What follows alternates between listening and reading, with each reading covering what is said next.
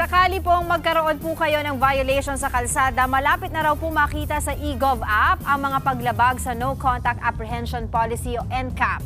Inaayos na po yan ng Department of Information and Communications Technology o DICT.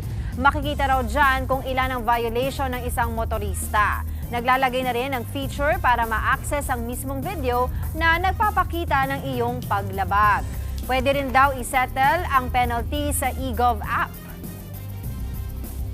Pwede mo i-click na lang yung penalty mo at meron na rin itong notification na rin po ito, no? Na sasabihin niya na, may violate. Meron ka ma-receive na text message din na, nag-violate ka. Nag-meeting na po kami sa MMDA. So, marireceive mo na po yung mga penalties mo sa eGov app. Mga kapatid, Dimples Romana po, kumpletuhin ang inyong umaga ng mga kwentong puno ng inspirasyon. Salubungin po ang bawat araw ng may ngiti at pag-asa. Kaya't mag-subscribe na po at mag-follow na sa aming social media pages ng News 5.